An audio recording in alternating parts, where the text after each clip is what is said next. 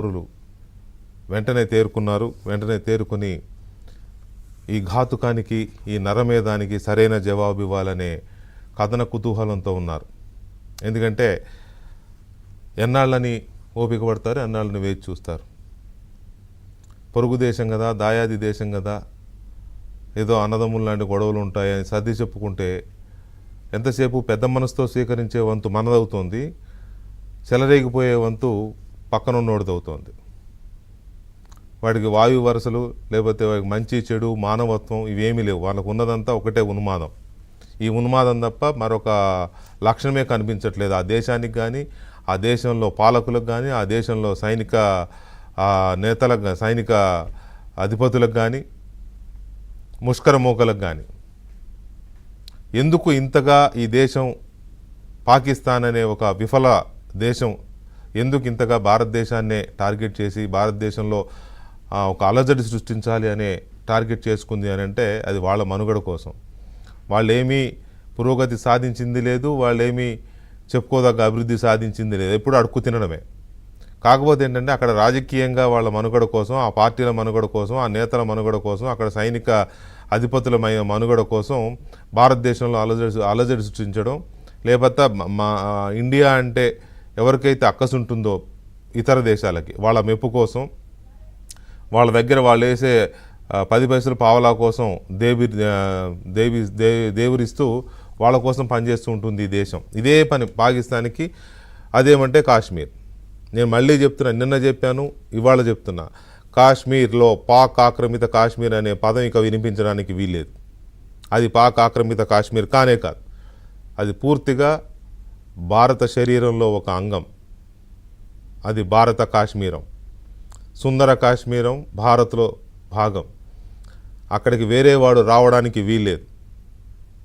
మన ప్రజలు, మన ప్రభుత్వాలే పాలిస్తాయి, మన ప్రజలే పాలిస్తారు. కాశ్మీర్ ప్రజలు భారతీయులే.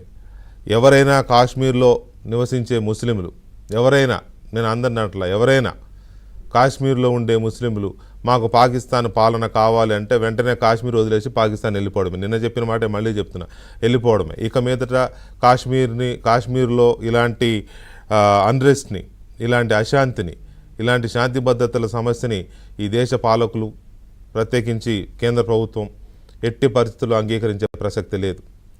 మొన్న జరిగిన మారణకాండ దేశం మొత్తాన్ని ఒక్కసారిగా ఒక నిస్పృహలోకి, ఒక విషాదంలోకి నెట్టేసింది. ఊచకోత, అమాయకుల్ని. పైగా ఎంత దారుణమంటే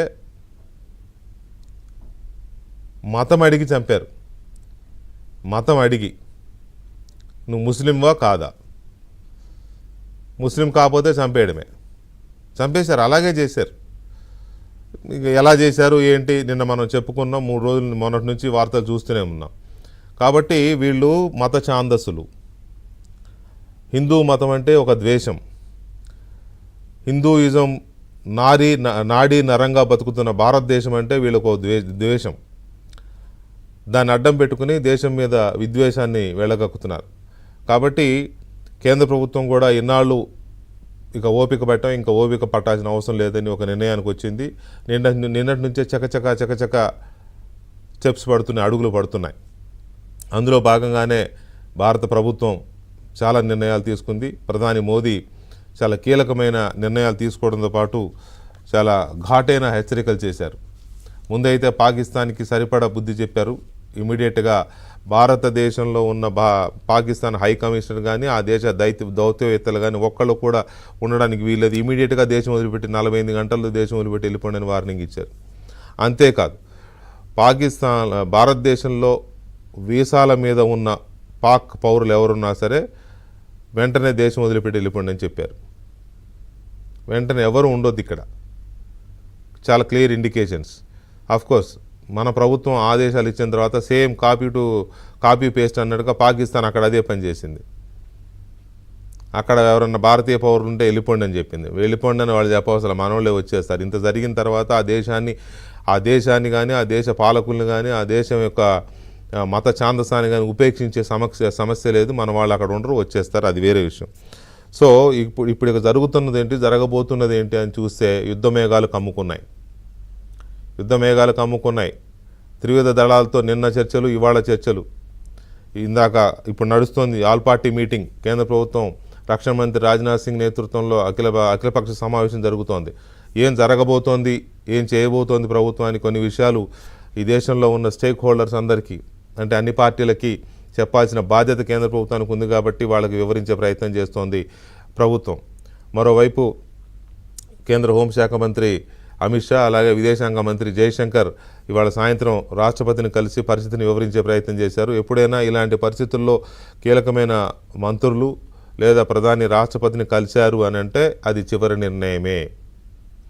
ప్రభుత్వం తీసుకున్న చివరి నిర్ణయాన్ని రాష్ట్రపతికి చెబుతారు. ఎందుకంటే రాష్ట్రపతి త్రివిధ దళాలకు అధిపతి కాబట్టి.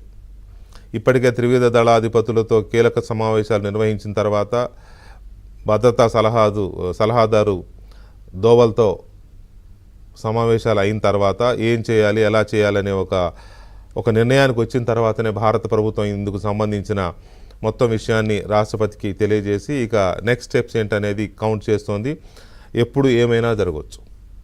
యుద్ధ మేఘాలు కమ్ముకున్నాయి. అందుకే గతంలో జరిగిన సర్జికల్ స్ట్రైక్స్ని ఇటువంటి వాటిని దృష్టిలో ఉంచుకుని పాకిస్తాన్ కొంత జాగ్రత్త పడుతోందో భయపడుతోందో తెలియదు, కానీ తను కూడా లాంచర్స్ని, మిసైల్స్ని రెడీ చేసుకుంటోంది. కరాచీ బేస్గా ఉన్న ప్రాంతంలో మిసైల్స్ని రెడీ చేస్తోంది. సైన్యానికి సెలవులు రద్దు చేసింది. సైన్యం మొత్తం ఎనీ టైం ఏం జరిగినా సరే రెడీగా ఉండాలని చెప్పి ఆదేశాలు జారీ చేసింది. భారతదేశం ఇప్పటికే మిసైల్ పరీక్షలు కూడా చేసింది. అది సక్సెస్ కూడా అయింది. మిసైల్ పరీక్ష సక్సెస్ కూడా అయింది. అధికారికంగా భారత నావికాదళం ప్రకటించింది కూడా ఆ విషయాన్ని. సో ఈ రకంగా ఏం జరగబోతుంది అనే ఒక ఉద్రిక్త వాతావరణం మధ్య